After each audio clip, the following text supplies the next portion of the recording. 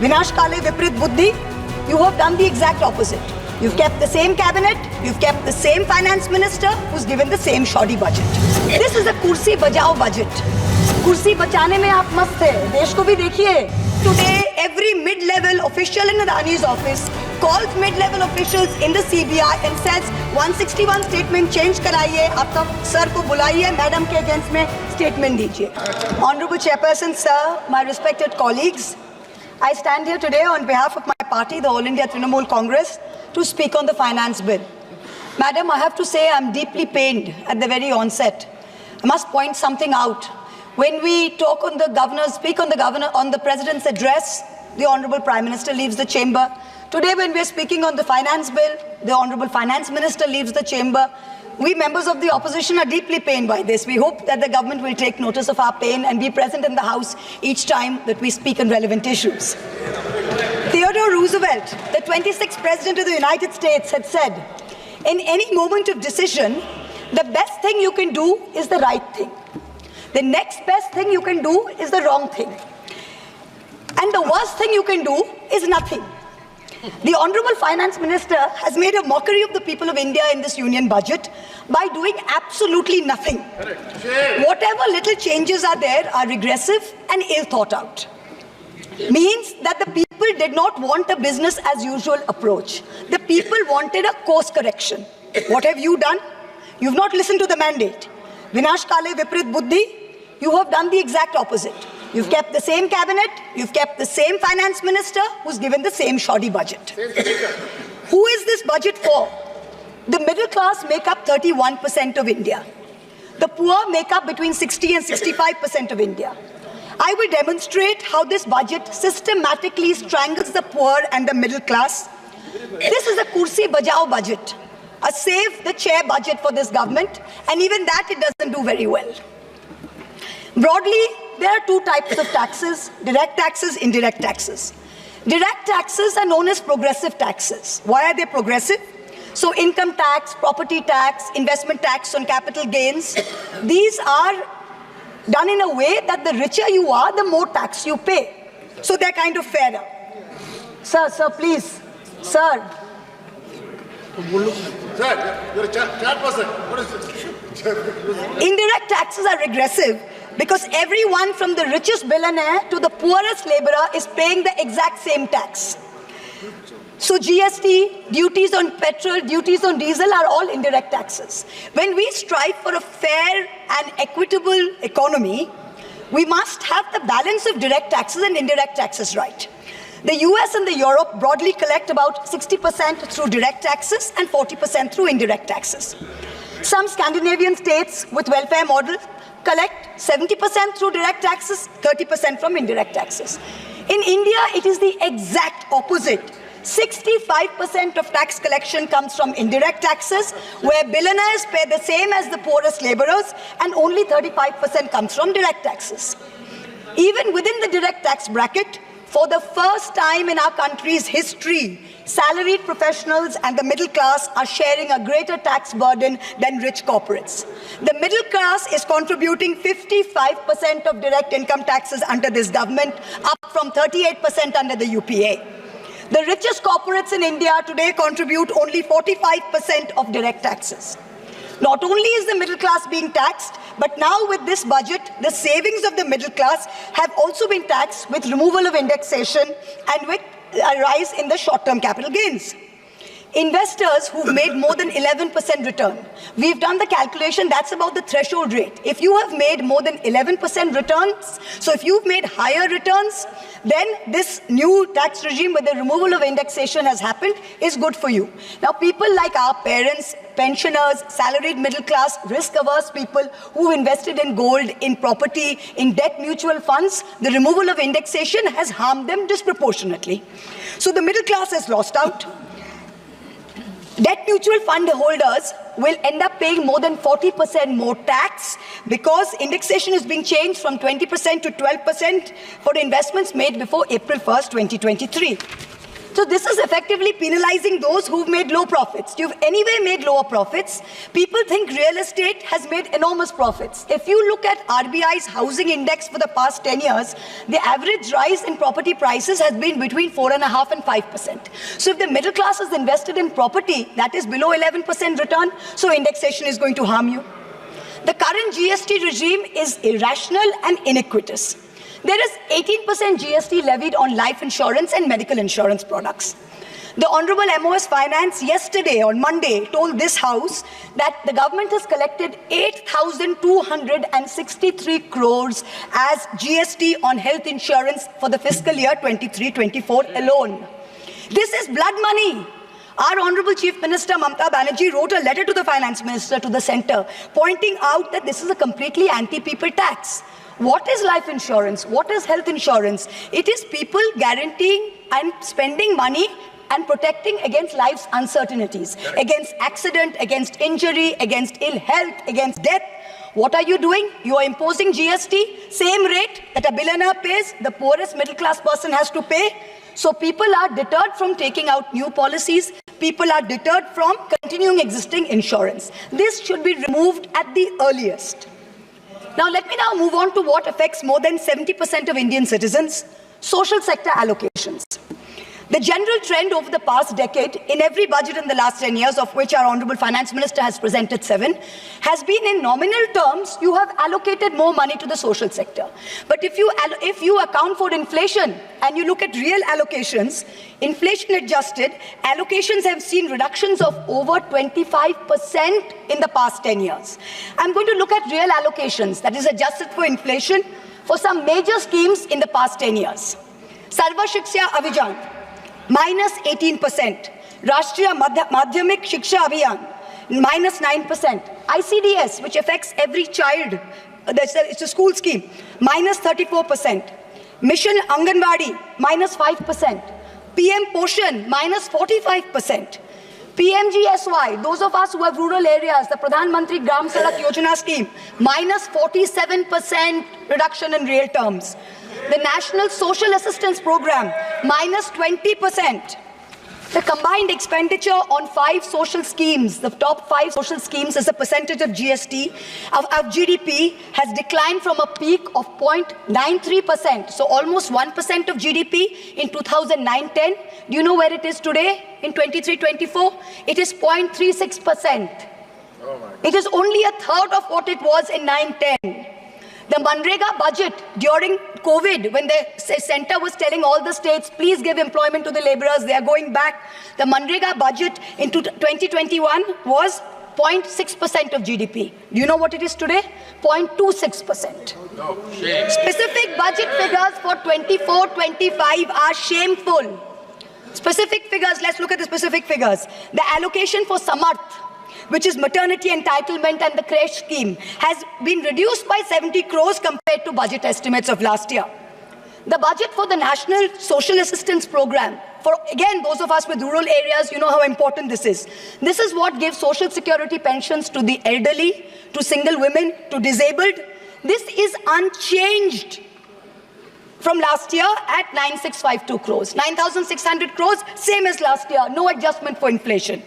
The central contribution to social security pensions has been unchanged since 2014. It was 200 rupees in 2014. It is still 200 rupees per person today. The price of the cutlets in the parliamentary canteen in the last 10 years have been adjusted for inflation with the government's approval. The price of the cutlets in the parliamentary canteen have more than doubled. But when it comes to giving social security for the poorest of the poor, it is still 200 rupees in the last 10 years, no change. This budget's allocation, there is no room for higher salaries for Anganwadi workers. Their salaries have been unchanged since 2018. No room for higher honorarium for midday meal cooks. You have to understand a lot of the women in villages depend on only Anganwadi sectors and midday meal sectors for any source of employment. There has been no higher allocation for supplementary nutrition given to children. The National Food Security Act, the NAFSA, mandates coverage of 67% of the population through PDS. The Prime Minister has very proudly proclaimed that this is a food surplus country. Fine. Then why have we not increased the population covered under rations? Since 2011, you have not had a census. Since you have not had a census, you have not increased the number of people being covered under rations. Also, one very important question. Why is the central government blatantly defying the directions of the Supreme Court? We went to the Supreme Court on the migrant workers case. The Supreme Court gave an order, a direct order to the central government, that the central government is to give rations to 8 crore migrant workers of the unorganized sector who have been left out of the food security net. The last hearing was on 16 July 2024. Court again said that you have to please give money to the states which have issued additional cards, ration cards. But there's no room in the budget for this. There is no allocation. In this rush to protect its own chair, the government is making a very dangerous mistake, which is it's not giving enough to protect our borders. Military experts have repeatedly warned us that India's military capability has to be modernized because we are fighting on two fronts. One is against China, we need a dissuasive deterrent. Against Pakistan, we need an offensive deterrent. The budgetary allocation for defense in this budget is 6.22 lakh crores. This is a marginal decrease of 2,000 crores compared to revised budget estimates. We have reduced it by 2,000 crores. This year's allocation, the budget defense allocation, is 1.9% of GDP. This is the lowest since 1960, the lowest. Shame. Despite many economic constraints, past governments had always given close to 3% of GDP, which is the universal norm for defense. Over the last decade, ever since this government's been in power, it's been hovering around 2%. We have been unable as a government to compel China to restore status quo ante-April 2020 on the line of actual control. We have been unable to deter Pakistan. In the last 2 months alone, over 50 security personnel and about 10 civilian pilgrims have been killed in Jammu. Capital expenditure on military equipment, 1.7 lakh crores. On paper, this shows that it's almost a 10% increase. What we haven't taken into consideration is this increase was largely due to Russia's inability to supply contracted weapons to us because of the Ukraine war. If we take into account inflation and we take into account the rising dollar rate, we're almost flat. The gap between projections made by the armed forces and between actual allocation is 17 to 23%. That's the gap. कुर्सी बचाने में आप मस्त थे, देश को भी देखिए. We need close to 3%, 2.5 to 3% of GDP to defense. This is something that the country needs to look at. The Honorable Finance Minister started off her speech by talking about the focus on Annadata or farmers and how much this government has done for farmers. The Economic Survey of 24 says 42.3% of Indians depend on agriculture. That's 600 million people, that's 60 crore people. If I looked at the Economic Survey, 22nd July, very carefully. What did the headline say? The headline says, agricultural sector has registered an annual average growth rate of 4.18% in the last 5 years. But then I needed to read and read and read, and in the fine print was written that last year was only 1.4%. So 4.18 over last 5 years is anyway, when you compare it to inflation, is nothing. But when you compare last year's growth of only 1.4%, what is it saying for 60 crore of our people who depend on farming? Productivity and resilience in agriculture was one of the first themes, priority number 1, according to the Finance Minister's budget. She had made 9 priorities. This was priority 1. But the provision for agriculture and allied sectors is only 1,52,000 crores. Whereas the provision for one bullet train from Ahmedabad to Mumbai is 1,08,000 crores. Please look at the comparisons, everybody. Priority 2, Finance Minister said, is employment and skilling. This government has got the worst track record of creating jobs. India has more jobs in the informal sector, not in the formal sector. The budget is talking of an internship program with the top 500 companies. This is a joke. The top 500 companies employ 70 lakh people in total. That is 1% of the total workforce. Our workforce is about 57 crores. You are expecting companies which have a total which employ 70 lakh people to give employment to 1 crore interns. Please let us know how this is going to happen. I'm really curious. The real problem is somewhere else. The real problem is that 10.3 crore youth have basically become so dejected, they have given up looking for jobs. The finance minister, she mentions skilling loans, she mentions education loans. Skilling loans are for 25,000 people, education loans are for 1 lakh people. The country has 140 crore people. Now, what are we doing?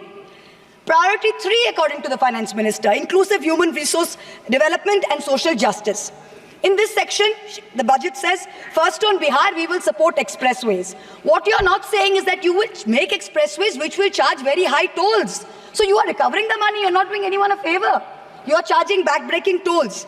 You might give another bridge which might collapse. Yes. You will set up another power plant, which like Jharkhand may also be outsourced to a favorite businessman. Correct. He can be given a nice juicy PPA and sell more imported coal. Secondly, on Andhra, there are no grants, but only loans, that too from multilateral agencies. So basically, dollar loans will be given to Andhra Pradesh, which future generations will have to pay back with interest. There was also another sweeping statement. Grants for backward regions of Rayalaseema, Prakasam and North Coastal Andhra, as stated in the Act, will be provided. I looked in the entire demand for grants with a tooth comb, with a microscope. And I looked at the expenditure budget, nothing was provided anywhere. I don't see the intelligent people of Andhra being fooled by this. Priority 4, manufacturing and services. The finance minister has devoted an entire section on how MSMEs are a priority. I believe her, yes, it should be a priority. But I'm very confused. Most medium and small enterprises are either proprietorships or partnerships. Madam, can you please explain why these proprietorships and partnerships are taxed at higher rates than companies? This makes no sense. Is the A-team the only businesses who are sending truckloads and tempo loads? MSMEs are not sending, is that the problem? And also the government needs to get rid of the bizarre 29A of the Insolvency and Bankruptcy Code, because it is killing companies that are in trouble. It does not allow promoters to propose a resolution plan. As long as we have this code, promoters cannot propose a resolution plan. We need to get rid of this. Priority 5 in the finance minister's speech, urban development. The Prime Minister had said every citizen will get a house by 2022.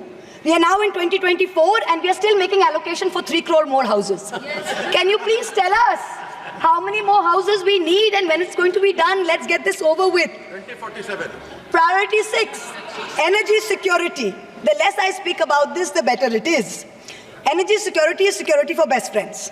It's created by allowing best friends to import low-grade quality coal, mark it up as high-grade quality coal, and sell it to state development corporations at the cost of the country's environment, at the cost of the health of our citizens. Priority 7, the finance minister said, was infrastructure.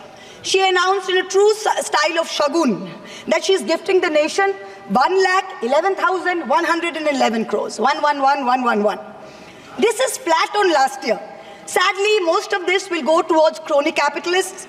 You'll make roads that have potholes, you'll have airports that leak, you will have bridges that fall out, and the taxpayer will pay for this. The budget speaks of private sector participation. But remember one thing, they bid out 6 airports to one company for a fee to be paid by the government. Then they created a policy that allows the regulator to keep increasing the user development fee. So actually, it's the flying public of India that are paying for this. Priority 8. Innovation, research and development. Grand words, these are just grand words. The finance minister seems to have forgotten that most entrepreneurs register their product and software IPs in foreign countries like the US, since IP registration system for patents is a complete failure in our country. Unless you fix patent registration, this is not going to happen. The last priority she talks about is next generation reforms. This is also another Jamla. She says, I propose to earmark a significant part of a 50-year interest-free loan for competitive federalism. So this is double speak. We'll keep this money in our pocket. If Nitish ji and Chandrababu ji see through our Jumla and they make a big fuss, we'll have some additional funds to keep them happy and to keep the government going.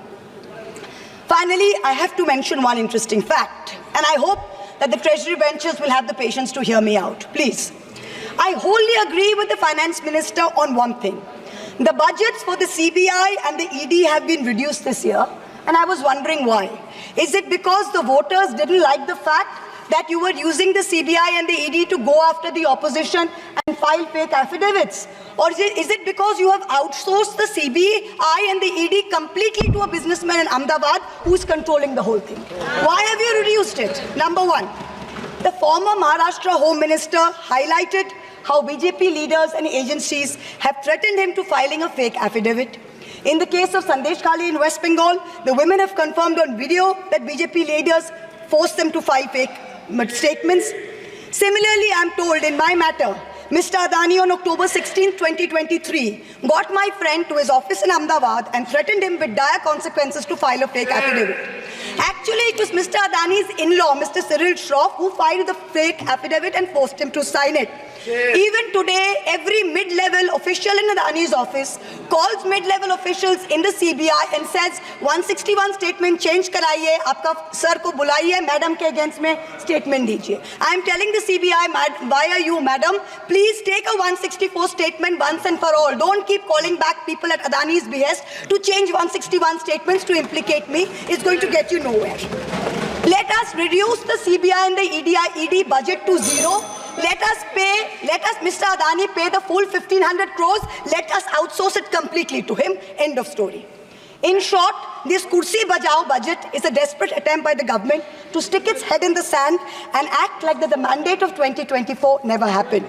But the coming days are going to prove the instability of this government and the inefficacy of its economic policy. We wait for that day. Thank you very much, madam. Thank you. माननीय सदस्य The honorable member has made specific allegation against the government and a particular business house, and she has been tortured like anything. The matter may be referred to the privilege committee. Suamoto privilege committee has to take action on this. Because very serious allegation. A member of parliament is being tortured by a business house, and still it is being doing. That has to be looked into by the privilege committee. The privilege of सभापति महोदया, ये जिस case के बारे में जिक्र कर रही हैं, वो लोकपाल पर मेरा केस है। मेरा केस है, मैंने कंप्लेन किया है, मेरे कंप्लेन पर वो केस है। वो मामला सब जुडिस है, उसको सीबीआई और ईडी इन्वेस्टिगेट कर रही है, और इसीलिए इस सदन में नो क्या, ये मेरा केस है लोकपाल पर, मैंने जो है कंप्लेन किया हुआ है, और ये केस मेरे ऊपर है, इसीलिए मैं यहाँ बैठा हुआ हूँ। ये कुछ भी हो रहा है तो दरअसल हीरानंदानी को यदि हिम्मत है जिसके बारे में ये बात कर रही है, उसको हिंदुस्तान में आके सीबीआई उसको बुला रही है, वो आ क्यों नहीं रहा है? माननीय सदस्य Shri Arun Nehru ji. When I was on my legs, I was not provided the mic. When I was on my legs, I was not provided the mic.